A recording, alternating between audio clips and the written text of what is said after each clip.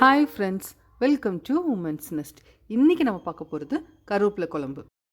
கருவேப்பிலை குழம்பு எப்படி செய்கிறதுன்னு பார்க்குறதுக்கு முன்னாடி நம்ம உமன்ஸ் நெஸ்ட் சேனலை ஃபர்ஸ்ட் டைம் பார்க்குறவங்களா இருந்தீங்கன்னா கீழே இருக்கிற ரெட் கலர் சப்ஸ்கிரைப் பட்டனை ப்ரெஸ் பண்ணிவிடுங்க. பக்கத்தில் இருக்கிற பெல் ஐக்கானையும் கிளிக் பண்ணிவிடுங்க. அப்போ தான் நான் போடுற எல்லா வீடியோஸும் உங்களுக்கு நோட்டிஃபிகேஷனாக வரும்.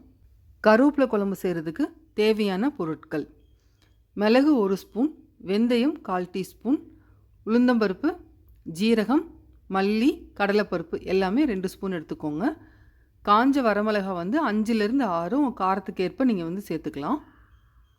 10 பல் பூண்டு, 15 சின்ன வெங்காயம் உரித்து வச்சுருக்கிறேன். லெமன் சைஸ் புளியை கரைச்சி எடுத்து வச்சுருக்கிறேன். இந்த மாதிரி ஃப்ரெஷ்ஷான கருவேப்பிலை 2 கொத்து எடுத்துக்கோங்க. நம்ம எடுத்து வச்ச எல்லாத்தையுமே நல்லா வறுத்து பேஸ்ட் மாதிரி அரைக்கணும். அதுக்கு ஒரு பேனை அடுப்பில் வச்சு நல்லா ஹீட் பண்ணிக்கலாம். பேன் நல்லா ஹீட் ஆனதும் 2லேருந்து 3 ஸ்பூன் நல்லெண்ணெய் சேர்த்துக்கோங்க. நல்லெண்ணெய் சேர்த்திங்கன்னா இந்த குழம்பு ரொம்ப டேஸ்ட் நல்லாயிருக்கும். நம்ம எடுத்து வச்ச வரமிளகாவை ஃபஸ்ட்டு நல்லா ஃப்ரை பண்ணி எடுத்துக்கலாம். ஒரு 2 செகண்ட் போதும். வரமிளகா எண்ணெயில் போட்டுட்டு உடனே ஒரு பிளேட்டில் எடுத்து வச்சுக்கோங்க. இல்லைன்னா ஒரு மாதிரி கருகிற ஸ்மெல் வரும் குழம்புல.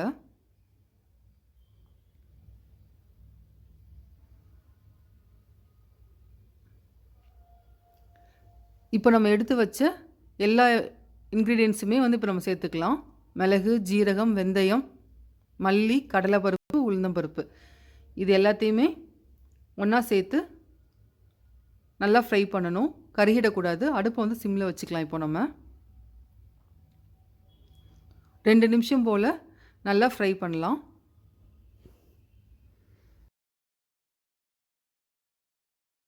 ரெண்டு நிமிஷம் போல் நல்லா ஃப்ரை பண்ணியாச்சு. இந்த மாதிரி எல்லாமே ஈவனாக ப்ரௌன் கலரில் நல்லா வறுபட்டுருக்கணும். இப்போ நம்ம எடுத்து வச்ச கருவேப்பிலையை சேர்த்துக்கலாம் கூட. கருவேப்பிலை ஃப்ரெஷ்ஷாக இருந்ததுன்னா இந்த குழம்பு ரொம்ப டேஸ்ட் நல்லாயிருக்கும். ஃப்ரெஷ்ஷான கருவேப்பிலையை எடுத்துக்கோங்க முடிஞ்ச வரைக்கும். இப்போ நம்ம அடுப்பை ஆஃப் பண்ணிடலாம். கருவேப்பிலை ரொம்ப ஃப்ரை ஆகக்கூடாது. இப்போ நம்ம எடுத்து வச்ச வரமிளகாவையும் சேர்த்து ஒரு மிக்ஸ் பண்ணிவிட்டு நல்லா ஆற விட்டுருங்க. ஆறுனதுக்கப்புறம் நல்லா பேஸ்ட்டாக அரைச்சி எடுத்துகிட்டு வந்துடலாம். இப்போ நம்ம குழம்பு ரெடி பண்ணிடலாம். அதுக்கு ஒரு பேனை அடுப்பில் வச்சு நல்லா ஹீட் பண்ணிக்கலாம்.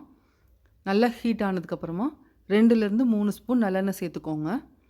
இந்த குழம்புக்கு நல்லெண்ணெய் ஜாஸ்தி சேர்த்தா ரொம்ப நல்லாயிருக்கும்.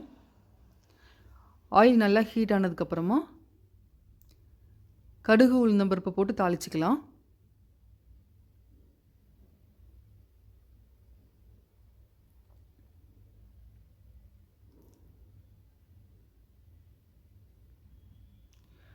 கடுகு, உளுந்தம்பருப்பு நல்லா பொரிஞ்சதுக்கப்புறமா கருவேப்பிலையை சேர்த்துப்போம்.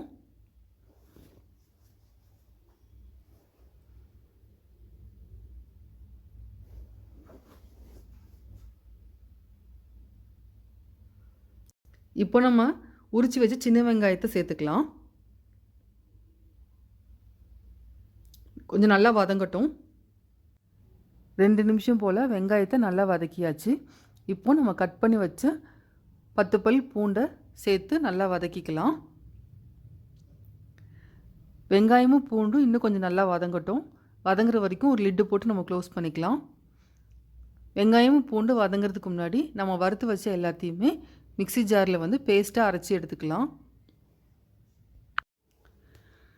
வெங்காயமும் பூண்டும் நல்லா வதங்கிருச்சு.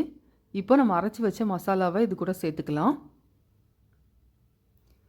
இந்த குழம்பு ரொம்ப நல்லதுங்க உடம்புக்கு. இதில் எல்லாமே நம்ம சேர்த்துருக்குறோம். மிளகு, ஜீரகம், வெந்தயம் எல்லாமே சேர்த்துருக்குறோம்.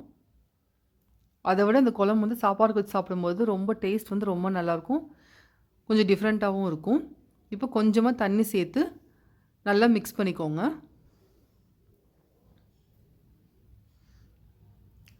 இது ஒரு கொதி வர வரைக்கும் நம்ம வெயிட் பண்ணலாம். இந்த மாதிரி நல்லா ஒரு கொதி வந்ததுக்கப்புறமா குழம்புக்கு தேவையான அளவு உப்பு, கொஞ்சமாக மஞ்சள் தூள், நம்ம கரைச்சி வச்ச புளி இது எல்லாத்தையுமே சேர்த்து நல்லா மிக்ஸ் பண்ணிக்கலாம். இந்த குழம்பு ரெடி பண்ணி 2லேருந்து 3 நாளுக்குள்ளே நீங்கள் வெளியே வச்சுருந்தா கெட்டு போகவே போகாது.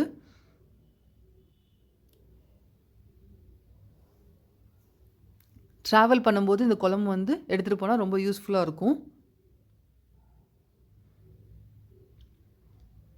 எல்லா சேர்த்து நல்லா ஒரு தடவை மிக்ஸ் பண்ணி விட்டுட்டு ஒரு லிட்டை போட்டு க்ளோஸ் பண்ணிடலாம். ஒரு 5 to 7 மினிட்ஸ் வரைக்கும் நல்லா கொதிக்கட்டும் குழம்பு. நம்ம ஊற்றின எண்ணெய் எல்லாமே மேலே வந்து தனியாக பிரிஞ்சு வர வரைக்கும் குழம்பு வந்து நல்லா கொதிக்கணும். இதுக்கு வேறு எதுவுமே தேவையில்லை. நம்ம வந்து வரமிளகாய் எல்லாமே காரத்துக்கு சேர்த்துருக்குறோம், மிளகு எல்லாமே.